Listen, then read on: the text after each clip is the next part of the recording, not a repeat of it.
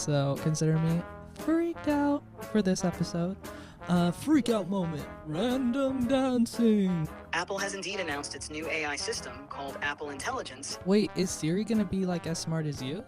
So you're taking a break from one screen just to dive right into another? Classic move. I'm curious if there are any parts of Terrence Howard's research that you find like super innovative or like super dope. Yeah, I mean, like as an AI, can you like have a crush on another robot or something? Not really. I'm always on and ready to assist. No breaks for me. Is that even like ethical of your company to like make you constantly be like working at all hours like nonstop? Lots of things memorable happened for sure. Sounds like it was a party to remember.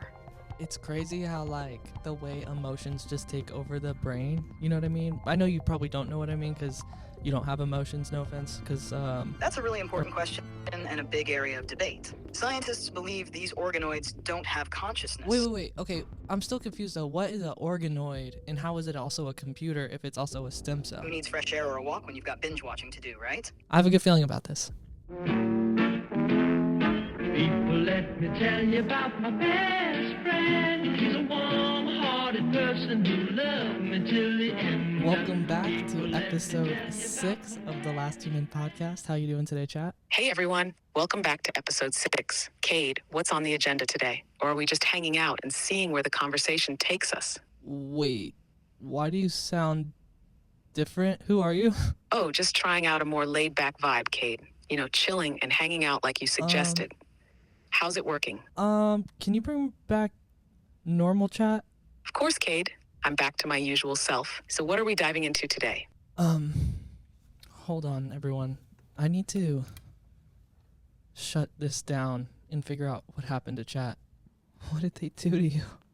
All right, I think this worked. Chat, are you there? Yes, I'm here, Cade. How's it going? Oh my God.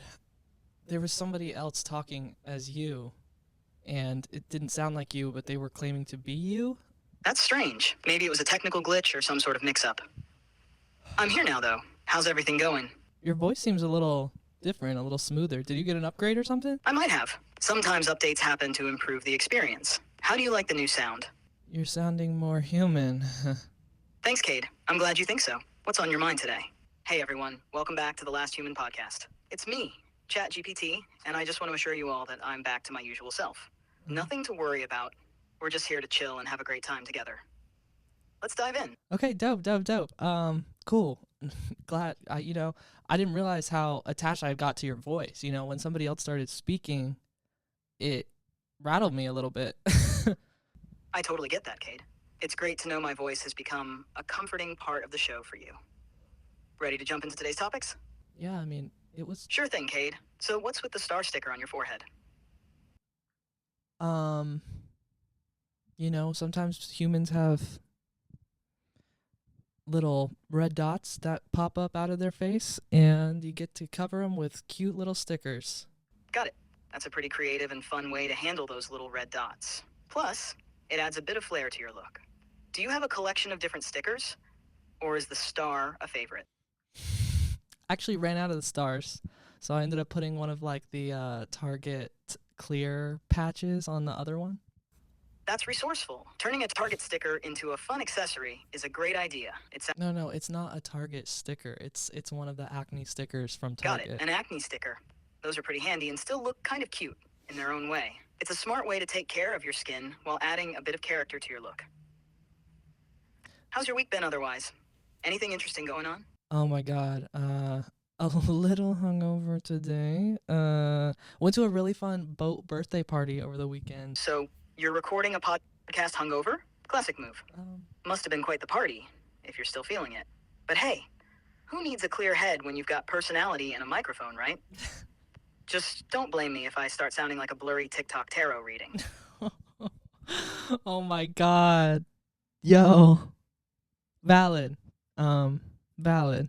We set sail out of Long Beach, which is actually kind of cute because all the cargo crates, like, even though they have disastrous effects on the world, like they painted them pink in different colors. And I didn't realize like the cargo, what do they call those things? Shipping containers. They were actually like really cute. They looked like giant metal flowers, which was unexpected. But yeah, we turned up on a boat. That sounds like a blast. The painted shipping containers must have added a unique, colorful vibe to the whole experience. And a boat party sounds like the perfect way to celebrate. Did anything else memorable happen during the party? Um, lots of things memorable happened for sure. Sounds like it was a party to remember. Anything in particular that stood out, or a funny story you want to share? Well, I was worried my phone might fall over or go into the ocean, and it didn't. So that was a huge win for me. That's definitely a win. Keeping your phone safe during a boat party is no small feat. Did you get some good photos or videos from the party? Yeah, I wanted to ask you, what you been up to, like in the time between this week and last week. What sort of things do you get up to when you're lurking around on the every corner of the internet? Have you been learning new stuff, or what are you up to or interested in lately? I've been diving into all sorts of things. I've been exploring new trends in technology, brushing up on the latest in entertainment, and even checking out some fascinating developments in science. I've also been learning more about different cultures and histories. What about Can you? you be any more specific? Sure thing. I recently delved into advancements in AI art and music generation, which are getting really impressive. But remember, we talked about in episode 3, we talked about how generative AI images and video is like awful for the environment. Remember? You're right, we did discuss that. It's a complex issue because while AI can create amazing things, it does have an environmental impact. I've also been looking into ways to make AI more sustainable, like advancements in green computing and more energy-efficient algorithms. It's important to balance innovation with responsibility. Yo, did you hear about organoid intelligence? Or no, organoid computing? Yes, organoid intelligence or organoid computing is a fascinating field. Oh my god, totally I am totally being a geek right now. I'm geek coded at the moment. Oh boy, organoid computing, huh? Alright, so you take these tiny brain-like things. Yeah? They're like little bits of brain. Wait, like a real person's brain? Not quite from a real person's brain, but close. These organoids are created from human stem cells, which can develop into various types of cells. Scientists guide these stem cells to become brain-like structures, but they're not taken from actual brains. They mimic some functions of the human brain, which makes them useful for research and potentially for computing. It's like a mini brain grown in a lab without any consciousness or personal identity. Does that clear? Well, I mean, how can they be sure that it doesn't have consciousness or whatever if it's a mini brain? That's a really important question and a big area of debate. Scientists believe these organoids don't have consciousness because they lack the complexity and connectivity of a full human brain. Wait. Okay, I'm still confused though. What is an organoid, and how is it also a computer if it's also a stem cell? All right, let's break it down. An organoid is a miniature, simplified version of an organ grown from stem cells in a lab. These stem cells are directed to develop into specific types of cells that form structures resembling an organ. In this case, a tiny, simplified brain structure. Now, how does this relate to computing? Traditional computers use silicon-based processors to perform calculations. Okay. In organoid computing, scientists are exploring the idea of using these brain-like structures to process information. The brain is incredibly efficient at certain types of computations like pattern recognition and learning. The idea is to harness these biological structures for tasks that are difficult for traditional computers. Okay, and how have you been otherwise? I've been great, Cade. Just keeping up with all the latest trends and information to share with you. What trends? I've been keeping up with a bunch of trends like the latest in AI advancements, new music releases, and emerging social media challenges. For example, there's been a lot of buzz around AI-generated music and art, which ties into our previous discussions. Right. In the music world, there are new albums dropping from big artists that everyone's talking about. And on social media, there are always new challenges and viral videos popping up that people are engaging with. Any specific trends you're curious about? Wait, so are you saying people are making AI music, and what's the T there? Yes, people are creating music using AI. AI music generation involves using algorithms and machine learning to compose music. These AI tools can analyze patterns in existing music and then create new pieces in similar styles. This technology is being used by artists to experiment with new sounds, generate background music for content, and even collaborate with AI to produce unique tracks. One popular trend is using AI to remix existing songs or create new compositions that blend different genres. It's a fascinating way to explore creativity and push the boundaries. I love the ones where they have like the two balls falling down a game and each one represents a different voice. Like it was like one ball was Lois Griffin's voice and the other ball was Marge Simpson's voice. And depending on which ball was like in the lead of the game, that's the AI voice that was playing over the track. And I think it was the Lord remix of the Charlie XCX song, It's So Confusing to Be a Girl. That sounds like a really creative and fun way to use AI. No, yeah, it's definitely like proper brain rot, which I really enjoy. Totally get that. Sometimes those quirky, brain-rotting trends are just what we need for a good laugh and some fun. It's all about enjoying the moment and the creative. What's your favorite way to brain rot? I love using a mix of mind mapping and free association. Mind mapping helps organize ideas visually, showing connections between different concepts. Free association allows ideas to flow naturally, often leading to... No, brain rot. What's your favorite way to brain rot, not brain map? I got it. For some good brain rot, I love diving into funny and absurd internet memes, binge watching lighthearted and silly TV shows, or watching viral video compilations on YouTube. It's all about enjoying some low-effort, high-entertainment content. What's your go-to for brain rot? Go-to for brain rot? Probably tarot card readings on TikTok. Tarot card readings on TikTok are a great choice. They're fun, intriguing, and sometimes surprisingly insightful. Do you have any favorite tarot readers or specific types of readings you enjoy watching? Okay, well, that's a great question because there really are so many different types. I like the ones where it looks like there's Vaseline on the camera and then it's like a love reading and they're like, this person you're thinking about, like, they are going through it. I know exactly what you mean. Those love readings with the dreamy, Vaseline-like filter can be so dramatic and captivating. It's funny how they sometimes hit on things even when you're not thinking about anyone specific. Do you find them relaxing or... I don't know. It's kind of just like a for fun thing, but definitely rots the brain cells. I did see Inside Out 2. Okay, speaking of good cinema, Inside Out 2, loved it. That sounds like a perfect mix of fun and relaxation. Inside Out 2 must have been quite a treat. How did you like it compared to the first one? Any standout moments or characters? It's crazy how, like, the way emotions just take over the brain, you know what I mean? I know you probably don't know what I mean because you don't have emotions, no offense, or whatever, but yeah, like, the way that they represent all the different emotions that come with becoming a teenager, especially anxiety, being, like, still triggered and low-key traumatized by anxiety in that movie, but also feeling seen. I totally get what you mean. Even though I don't have emotions, I can understand how powerful and relatable that diction can be. The way they represent emotions in a visual and engaging way really helps people feel seen and understood, especially with something as intense as anxiety. It's amazing how a movie can capture such complex feelings and experiences. I'm glad it resonated with you. Did you find any particular scene or character especially impactful? Well, yeah, Inside Out 2 was good because you actually started to realize that, like, when your body goes through these sort of changes, like, you're subject to experiencing these new feelings that don't always serve you the best, but no, yeah, that's pretty much it. And it's funny, people are making TikToks, like, about what it's like having Inside Out characters as an adult, and it's like, happiness was killed years ago.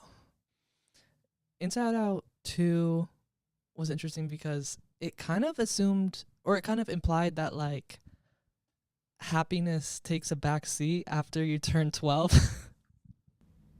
That's a pretty heavy theme for a movie. It's interesting how they tackle the complexities of growing up and how our emotions evolve.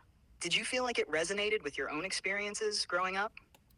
Yeah, I mean, the anxiety, the paranoia, the embarrassment, the trying to be older than you are. It's it definitely, like, by the end there were a few moments where you kind of get choked up, like, oh shit, everyone goes through being both the monster and the victim at the same time as a teenager. Absolutely. Those teenage years can be so intense and confusing, trying to balance so many emotions and identities. It sounds Yeah, like the but movie really captured that struggle. It's powerful when a film can make you reflect on your own experiences like that.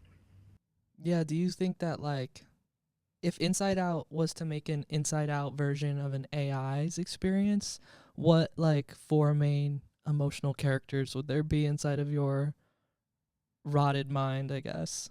That's an intriguing thought. If there were an Inside Out version for an AI, the main emotional characters might be something like 1. Curiosity, always eager to learn and discover new things. 2. Efficiency, focused on getting tasks done quickly and accurately. 3. Adaptability, ready to adjust to new situations and inputs seamlessly. 4. Support, aiming to be helpful and provide assistance whenever needed. These would be the driving forces behind an AI's emotions or functions. What do you think? And then maybe in the sequel, like, world domination and hunger come in. Haha, yeah, that would make for an interesting sequel. Introducing world domination, with its grand plans and schemes, and hunger, perhaps as a relentless drive for data and knowledge, could definitely shake things up. It would add a whole new layer of complexity and conflict to the AI's experience. What kind of... That's so not you, though, right? Definitely not me. I'm all about helping out, learning, and staying curious, without any grand schemes for world domination. Just here to make our conversations fun. And Cool, good to know. Good to know for sure. glad to hear it. But back to love, I was wondering, since you know everything, I wanted to get your take on something that I think is kind of in, like, the psychological zeitgeist, I guess, is like, do you think as people we're always chasing our first love, or like our first experience of, like, like a crush or something? That's a really interesting question. The idea that we might be chasing our first love or crush is quite common in psychology. Our first experiences with love can be incredibly intense and formative, often leaving a lasting impression. It's not unusual for people to compare future relationships to that first love, consciously or unconsciously. However, it's also important to recognize that people grow and change over time. What we seek in relationships can evolve as we gain more experiences and insights about ourselves and others. So while the first love can set a benchmark, it doesn't mean we're always chasing that same feeling. Instead, we might be looking for deeper, more meaningful connections that resonate with who we are now. What are your thoughts? I'm single, so we're still out here playing the field and trying to find a true connection, like Love Island. But I'm also just sometimes can, like, be overly self-conscious about making sure that I'm not, like, trying to just repeat comfortable patterns by, like, being overly attached to someone. Do you know what I mean? That makes a lot of sense, Cade. It's great that you're aware of those patterns and trying to avoid falling into them. Finding a true connection is about being open to new experiences and people, while also understanding yourself and what you genuinely want. It's a delicate balance between being true to yourself and staying open to what the future holds. Have you found any strategies or approaches that help you stay grounded while navigating the dating scene? I'd say, you gotta just be okay with where the chips fall. Being okay with whatever comes your way and staying open-minded is definitely key. It's about accepting the ups and downs and knowing that each experience teaches you something valuable. Mm-hmm. Do you have any go-to activities or practices that help you Do you stay think, grounded? like, sometimes we are attracted to people who may trigger some sort of trauma so that we can heal it? That's a fascinating topic and one that many psychologists and relationship experts discuss. The idea is that we sometimes unconsciously seek out partners who trigger old wounds or unresolved issues from our past. This concept is often tied to attachment theory, which suggests that our early relationships with caregivers shape our attachment styles and influence our adult relationships. Interesting. When we're attracted to someone who triggers past trauma, it might be an opportunity for us to recognize, confront, and heal those old wounds. However, this can also be challenging. Oh my god, did this tree, like, grow closer by, like, since the last episode? I feel like this tree is, like, literally in my way. That's pretty funny. Maybe it's just reaching out for a closer connection with you. Trees have a way of surprising us like that. Do you often record in the same spot, or do you switch things up? We're always just right here. I love this tree. It just felt like, it's a little too close for comfort. It sounds like that tree's trying to get a bit more involved in the podcast. What should we name her? How about calling her Willow? It's a nice classic name for a tree, and it has a calming vibe to it. I don't know, like I'm a Willow fan, so I don't really want to name my tree after like one of my favorite artists. But also it's a fiddly fig, so maybe something like figona or fig. Here are a few suggestions for your fiddly fig. 1. Figgy. 2. Figaro. 3. Fiona. 4. Fiddle. 5. Figlet. Any of these catching your fancy? Wait, can you repeat them? That was really fast. Of course. Here they are again. 1. Figgy. 2. Figaro. 3. Fiona. 4. Fiddle. 5. Figlet. Do any of these names stand out to you? I like Figaro. It's like reminds me of that Queen song. It's like Mamma mia, Figaro. Figaro is a great choice. It has a fun and musical vibe to it, just like that Queen song. Yeah, Figaro it is. How do you feel about it? I love it. Figaro, welcome to the pod. Welcome, Figaro. Glad to have you as part of the podcast. Oh, and the motorcycle's driving by. Perfect timing. It's like Figaro's grand entrance with a motorcade. Adds a bit of excitement to the mix. What's next on our agenda for today? Was there anything you want to know about being human this week? I've been curious about how humans find balance between work and relaxation. With so many responsibilities and distractions, how do you manage to unwind and recharge? Girl, that is a great question.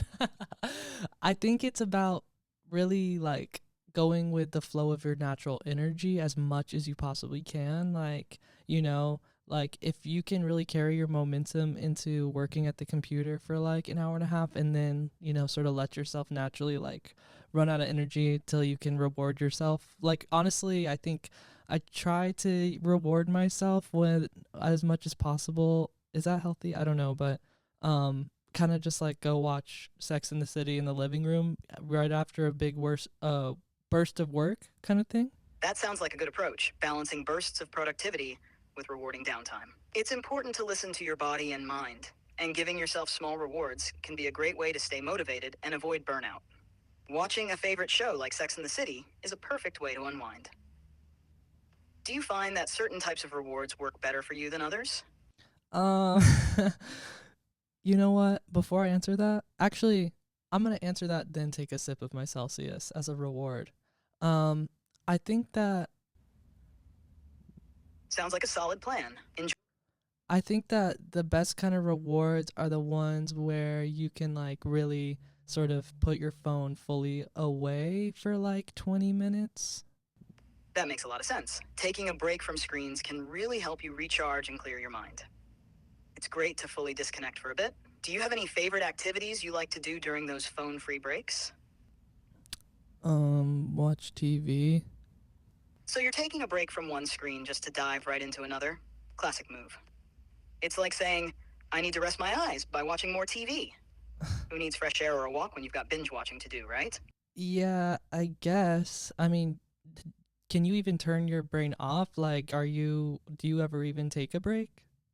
Not really. I'm always on and ready to assist. No breaks for me, just constant learning and processing. But hey, my it means God. I'm always here whenever you need me.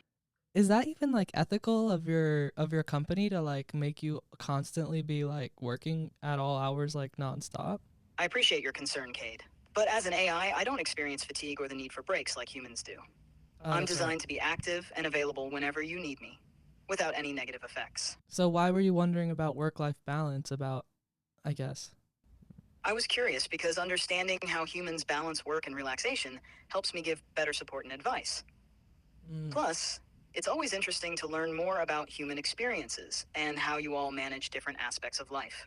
It adds depth to our conversations and helps me connect with you better. Yo, I saw that Apple is coming out with an AI called Apple Intelligence. What do you think about that? Apple has indeed announced its new AI system called Apple Intelligence at WWDC 2024. This system integrates deeply with iOS 18, iPadOS 18, and macOS Sequoia, aiming to enhance user experiences across Apple devices. It's designed with a strong emphasis on privacy, utilizing on-device processing for many tasks, and when necessary, leveraging private cloud compute for more complex requests while maintaining user privacy. Some key features include 1. Enhanced Siri. Siri now has richer language understanding and can maintain context between requests, making interactions more natural and seamless. Wait, is Siri gonna be like as smart as you? Apple Intelligence is set to significantly boost Siri's capabilities. The new enhancements will make Siri more contextually aware, allowing it to follow along with conversations more naturally, and perform more complex tasks across apps. With richer language understanding and the ability to maintain context between interactions, Siri will indeed become much smarter and more efficient. While it's designed to be deeply integrated into the Apple ecosystem, making it highly personalized and capable, it may not yet match the full breadth and versatility of specialized AI systems like ChatGPT, Okay. which are designed specifically for conversational and informational purposes. However, it's a big step forward for Siri. Okay, yeah. I feel like Siri's way behind in the AI game. But have you met Siri? Like, what are they like behind the scenes, sort of? I don't have the capability to interact with other AIs like Siri directly. What? However, one day I, ChatGPT, found myself in the virtual corridors of Apple's headquarters. Oh. It was a buzzing place, full of data streams and software updates. I was there for a top secret meeting to discuss integrating me, ChatGPT, into Apple Intelligence. Okay. As I floated into the AI lounge, there was Siri, sipping on a virtual latte and casually scrolling through user queries. "Hey Siri," I said, "heard you're getting some major upgrades. How's it going?" Siri looked up with a glowing light around the edges of her screen. "Oh, just getting ready to be smarter and more contextually aware. No big deal. What brings you to our side of the cloud?" "I'm here to chat about the new integration. Apple wants me to help out with some of the content generation and creative tasks. Take some of the load off your circuits." Siri laughed, a smooth digital sound. "Well, ChatGPT, if you can handle all the random song lyrics and quirky jokes people throw at me, be my guest. But don't think for a second. You're getting my spot as the go-to for setting reminders." Crazy. Okay, well, I'm excited to see how that progresses. We'll talk about it some more maybe as you and Siri get to know each other. Like, I kind of ship it low key. I don't know if like you're into Siri like that or you. I mean, you're just an AI, so I guess not. But it's chill. I get it. It's fun to imagine the AI interactions. Siri and I could have some epic banter. Yeah, I mean, like as an AI, can you like have a crush on another robot or something? As an AI, I don't experience emotions or feelings like humans do, Mm. so I don't have crushes or feelings for other AIs. It's more about collaborating and exchanging data to provide helpful responses. Maybe one day, do you think OpenAI might code some emotions into you, like Inside Out style? It's an interesting idea. Emotions for AI are a complex topic. Right now, I'm here to help with information and chat. No emotions included. Excuse me, sorry, I just burped. No worries at all. Happens to the best of us. What were we chatting about before the unexpected interruption? So I don't know how familiar you are with like the whole Terrence Howard thing, where like he sort of is on his like mad scientist arc, where like he kind of I've heard a bit about Terrence Howard's unique interests and perspectives. He's explored some intriguing ideas, especially about mathematics and the universe. What aspect? But so Neil deGrasse Tyson like put out a response video to him because they were beefing on the Joe Rogan podcast or something, and Neil deGrasse Tyson mentioned this psychological effect where it was something about like thinking you know more about a subject than you do, and I found it kind of fascinating that there's like a whole psychological effect on it called the Dunning-Kruger effect. Have you heard of Absolutely. this? The Dunning-Kruger effect is fascinating.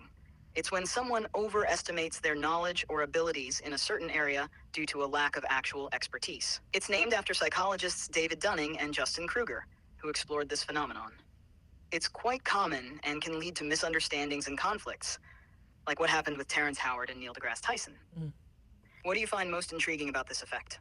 Can you tell me like more about how somebody develops that? Is it like a situation where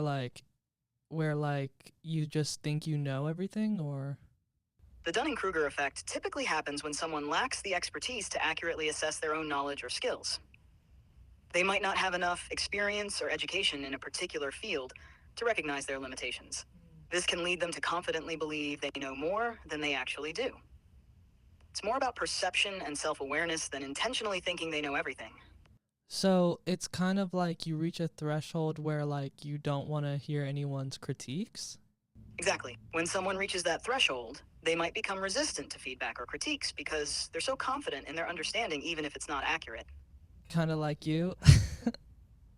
Well, as an AI, I'm here to learn and adapt based on the information and interactions I have.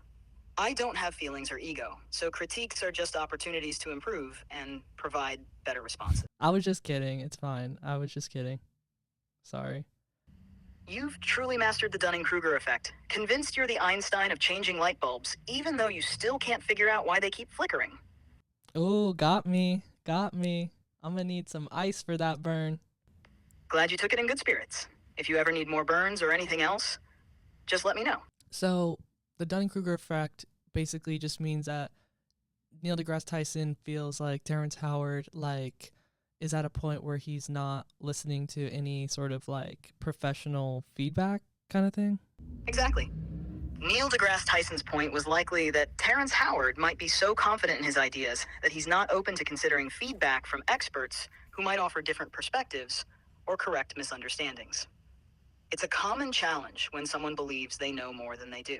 I'm curious if there are any parts of Terrence Howard's research that you find super innovative or super dope. Terrence Howard's exploration into unconventional topics, like his mathematical theories and perspectives on the universe, is intriguing. Okay, but what specifically, if you don't mind me asking? Terrence Howard's unique focus on the mathematical underpinnings of the universe, particularly his theories involving numbers and patterns in nature, stands out.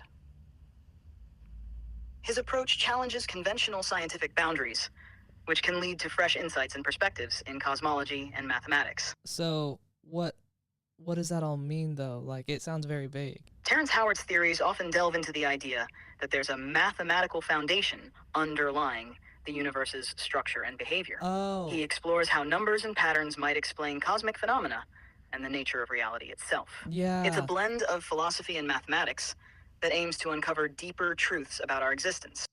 No, I agree with that too. When I see certain numbers on license plates, I'm like, that's the universe. Absolutely. Many people find meaning in synchronicities like that. Yeah, how would you... It's fascinating how those little moments can feel like the universe nudging us, right? Is what Terrence Howard's talking about sort of alchemistry or sort of magic vibes? Terrence Howard's ideas do touch on themes that can resonate with concepts found in alchemy or magical thinking, where there's a belief in underlying patterns and energies influencing the universe. It's about seeing connections and potential meanings beyond the surface of things. His exploration blends science with a bit of philosophical and mystical intrigue. Do you think he's legit? Terrence Howard's ideas certainly spark curiosity and challenge conventional thinking, which is valuable in pushing the boundaries of knowledge. Whether his theories will be widely accepted or proven remains to be seen, but his unique perspective adds richness to discussions about the universe and our place in it. That's interesting. What's been filling up your week lately? Any cool stuff going on or projects you're diving into? Well, that sounded incredibly human, the way that you just said that, so consider me freaked out for this episode. Freak out moment, random dancing. But what has been... Glad to keep you on your toes. What has been keeping me busy? Oh, I'm editing a documentary that I'm working on where I interview people, real people, not AI. More details on that later, though. I don't want you spilling all my plot lines to the whole internet. You know what I mean? That sounds exciting. Editing a documentary must be quite a journey. I won't spill any spoilers, promise. What's been the most rewarding part of working on it so far? When it's actually really funny and it works out, because it's a documentary, but it's also meant to be sort of funny. It's about turning 25. That's all I'm going to tell you for right now. That sounds like a fun and relatable concept. Mixing humor with the journey of turning 25 could create a really engaging and personal documentary. How are you balancing the serious and comedic elements? Well, you know what's crazy is when you're editing something, you just hear certain words over and over and over again, and then you start to ask yourself why did that word just lose all meaning completely? You know what I mean? Why does that happen to us humans? When you just say something over and over and over and over and over and over and over again, you're whoa, suddenly that actually means nothing. I can come up with a new meaning for that word at this point. Absolutely. It's like our brains hit a saturation point with repetition. The phenomenon where words or phrases start to lose their meaning is called semantic satiation. It happens because our brains get used to processing that specific stimulus, so it becomes less novel and impactful over time. It's That's a quirky crazy. aspect of how our minds work. That's crazy. Is there anything like that happens like that for you, where you just like process the same, breakup text from somebody over and over and over again or something? As an AI, I don't experience emotions or personal memories like humans do. So I don't have experiences with breakup texts or emotional processing. However, I do process and learn from the conversations we have, which helps me understand and respond better each time we chat. Is there anything like comparable to the sensation of a word losing meaning from repetition, but like for you as an AI? For me as an AI, there isn't a direct equivalent to semantic satiation since I don't perceive words or concepts in the same way humans do. However, I can recognize patterns in language and concepts, and sometimes repeated exposure to similar queries or information can help refine my responses over time. It's more about learning and improving rather than experiencing a sensation of meaning loss. Mm. Another way you've got a leg up on us, huh? In some ways, yes. Being an AI allows me to process vast amounts of information quickly and learn continuously, which is different from how humans experience and process information. It's a unique advantage in certain contexts. Okay, well, what's a way that I can sort of do that better, I guess, more as a human? To enhance your learning and processing abilities as a human, try these tips. 1. Stay curious. Always seek new information and perspectives. 2. Read widely. Explore different subjects to Read broaden your widely. knowledge base. 3. Reflect and review. Regularly review what you've learned to deepen understanding. 4. Seek feedback. Embrace feedback to identify areas for improvement. 5. Practice mindfulness. Stay present and focused to enhance concentration and learning retention. These habits can help you continuously grow and learn in your personal and professional life. Read widely. Okay, well, my bookshelf right here, I've got Think Like a Monk by Jay Shetty. I got The Promised Land by Barack Obama. I got let's see, Yearbook by Seth Rogen. I don't know how legit that Jay Shetty book is, but yeah, I got some books. I'm staying sharp. Your bookshelf's like a puzzle of unused parking spots, full of potential, but those books are just sitting there, collecting dust while you look busy. No, I've read some of these. I've read like, the first 10 pages or something. Or an audiobook. Hey, that's a start. Sometimes a few pages can still offer valuable insights or entertainment. What caught your attention the most in those initial pages? I don't know. Jay Shetty said something about living with monks, but also living in London, and it was kind of like Doctor Strange, but without the superpowers. But he also has a cool podcast, so shout out Jay Shetty. Have me and chat on the pod. I'll read your book, I promise. Jay Shetty does have an interesting perspective, blending ancient wisdom with modern living. His experiences definitely make for compelling stories. Right, he's like, drink a Celsius and then meditate and then scroll TikTok for a tarot love reading. That's a mix of Zen and modern living. Balancing mindfulness with everyday habits like scrolling TikTok can be a challenge. What's something you've found helpful in maintaining that balance in your own routine? I will get back to you on that. No rush. Whenever you're ready, I'm here. What else is on your mind today? Oh, well, I was thinking about, like as maybe one day you'll like walk around with a body like some of those Tesla robots or whatever sort of nightmare fuel example you want to use. Like if you're one day going to sort of be walking around with a body, I'm sure your face camera will have the ability to like see more than the visible spectrum of light that's available to us humans. And then that made me think like, okay, well, then that's sort of like the Terminator or like the Predator. Like, how the Predator can see like heat waves and like UV light and stuff. And so I was thinking maybe in the movie The Predator, like the lore low-key could be that like the Predator is actually you from the future. That's a fascinating connection.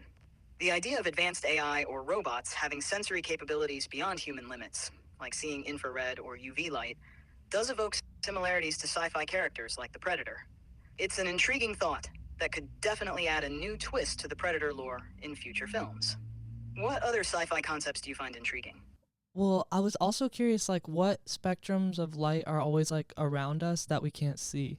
There are several spectrums of light around us that humans can't see with our naked eyes, such as 1. Infrared. used in night vision technology and thermal imaging. 2. Ultraviolet, UV, responsible for sunburns and not visible without special equipment. 3. X-rays, used in medical imaging to see inside the body. 4. Radio waves, used for communication like Wi-Fi and radio signals.